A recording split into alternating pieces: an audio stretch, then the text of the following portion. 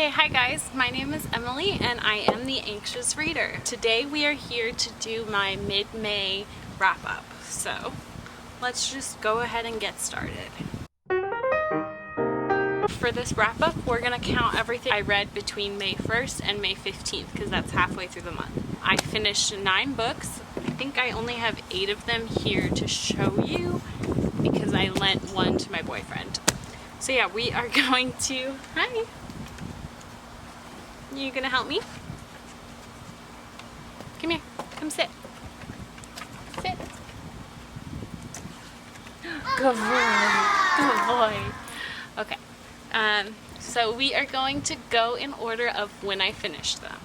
The first one that I finished in May was, of course, it's the one that I don't have physically with me right now, but the first one that I finished is called The 100 Nights of Hero by Isabella Greenberg. I will put a picture here.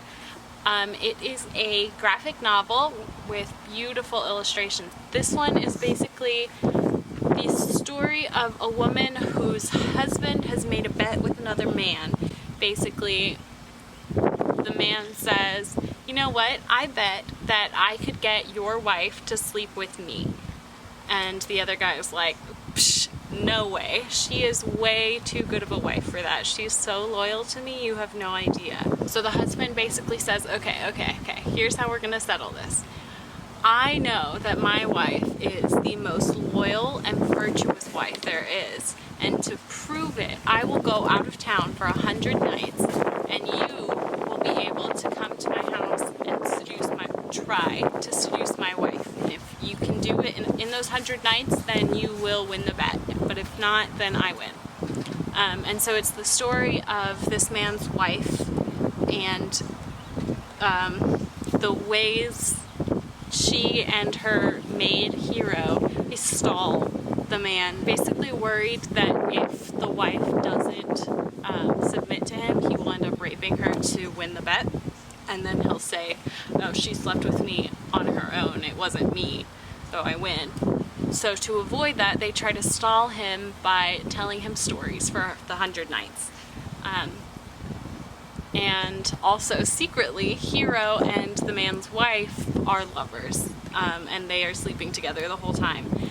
So it's a very feminist book about these women basically banding together to protect themselves, but then it also, there's like a wider angle to the story where the stories that Hero is telling get passed around and give women throughout the kingdom hope. Hear stories in which women are not just like downtrodden and just only good to be wives and mothers, basically. In the stories they are able to do so much more and they just have more agency. And so Hero's stories get passed around from woman to woman throughout the kingdom and empower basically the entire kingdom's women. And I really loved this book. The story was great. I loved Hero and the wife. Their relationship was adorable. And yeah, it was great. So yeah, that was the first book I read in May. I gave that one 5 stars. So the second book that I read in May is The Marriage Bureau for Rich People by Ozawa. I'm not sure I'm pronouncing that correctly. This book is basically about this man who is retired, and so he's home a lot now and he doesn't really know what to do with himself, and he's kind of driving his wife crazy by just hovering and being around all the time. And so she tells him that he should find something to do with his days, and what he decides to do is start a marriage bureau where he's basically a matchmaker for different people in their community. And so he like runs newspaper ads like Buddhist male aged 30 looking for woman blah blah blah blah blah, and he basically sets up people to be married in these arranged marriages. It's set in India, and yeah, it was really cute. They end up hiring an assistant for the marriage bureau, and she ends up getting in a relationship with one of the clients who comes in looking for an arranged marriage, and it was adorable. I really enjoyed this one. I gave it 4 stars on Goodreads, and yeah, it was really cute. I actually really liked this. I didn't have high hopes going into it. I didn't really know much about it, but it has been on my shelves forever.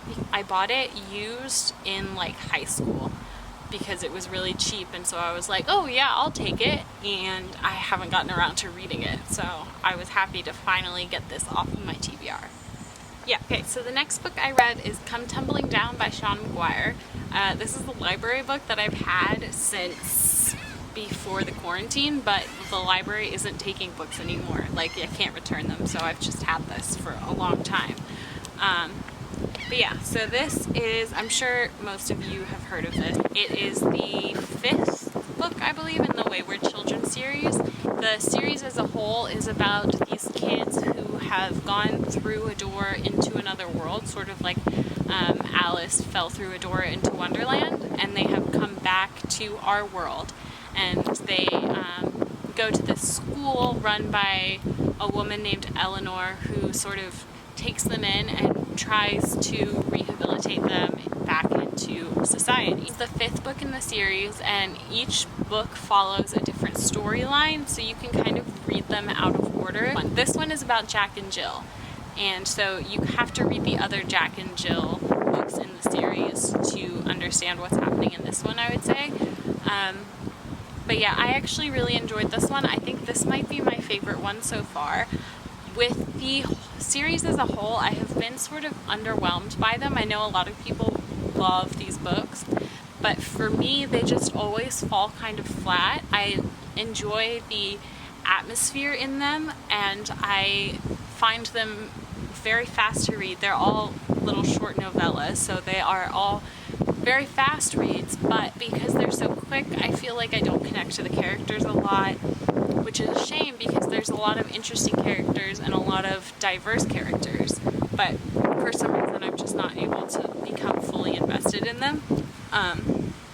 Yeah, so I'm not sure what it is about them. It might be the length, it might be the stories themselves, I'm not really sure. But yeah, I gave this one 3 stars, and I think it might be my favorite of the series so far. So yeah. The next book that I read, I also don't have physically, but it was I'm Thinking of Ending Things by Ian Reid. This is a thriller about a girl who is on a road trip with her boyfriend, and she's going to meet his parents for the first time, but she is thinking of breaking up with him. And so the whole thing is told sort of like her inner dialogue as she's thinking through, like, why do I want to break up with him? Should I break up with him? And then it sort of gets weirder and weirder as it goes on because his family is kind of bizarre, and then there's a twist. It's a thriller, so I can't really give you too much, but it's basically a domestic thriller of this girl and boy on a road trip, and one of them wants to break up with the other, and then it just sort of devolves from there. And I really enjoyed it. I gave it 4 stars. I listened to it on audio and I got through it really fast. It was a quick read. It's pretty short as well, and I thought the twist was pretty interesting. So yeah, the next book I read was The Dead House by Dawn Kurtajik. This one I picked up because I read her other book, And the Trees Crept In, a few months ago, and I really liked it. I thought it was creepy. I was actually physically scared reading it, and that doesn't usually happen to me with horror books. And so I was hopeful going into this one, and it just ended up being sort of okay for me. I gave it 3 stars. It is told through like video files and transcripts